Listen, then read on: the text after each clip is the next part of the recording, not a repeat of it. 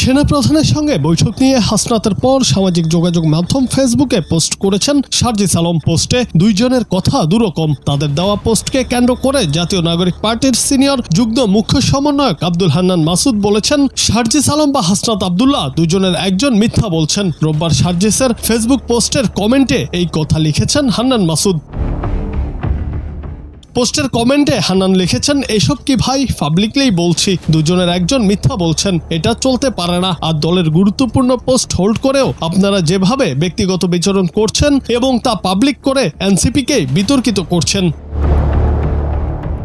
এর আগে ক্যান্টনমেন্টে সেনাপ্রধানের সঙ্গে বৈঠকে সেদিন কি ঘটেছিল তা নিয়ে মুখ খুলেছেন জাতীয় নাগরিক পার্টি উত্তরাঞ্চলের মুখ্য সংগঠক সার্জিস আলম। এদিন সামাজিক যোগাযোগ মাধ্যম ফেসবুকে দেওয়া এক স্ট্যাটাসে সেদিনের বৈঠকে আলোচনার বিষয়বস্তু তুলে ধরেন। এই সময় তিনি সেনাপ্রধানকে নিয়ে হাসনাত আব্দুল্লাহ দেওয়া স্ট্যাটাসের প্রসঙ্গ টেনে আনেন এবং দ্বিমত পোষণ করেন।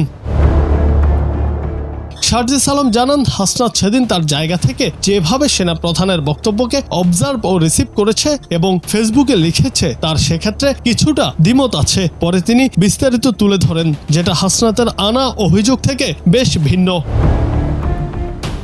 পরে বিষয়টি নিয়ে হান্নান মাসুদ বলেন, তাদের দুজনের যে কোনো একজন মিথ্যা কথা বলছেন।